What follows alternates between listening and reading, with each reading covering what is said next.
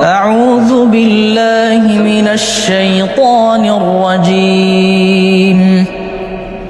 بسم الله الرحمن الرحيم وإذ يرفع إبراهيم القواعد من البيت وإسماعيل ربنا تقبل منا إنك أنت السميع العليم ربنا واجعلنا مسلمين لك ومن ذريتنا أمة مسلمة لك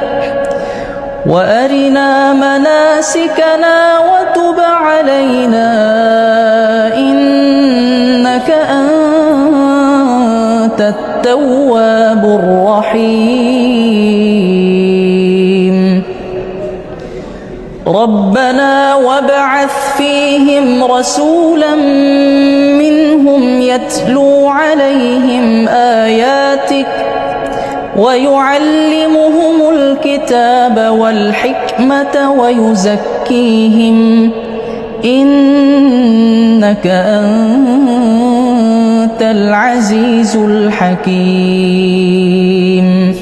صدق الله العظيم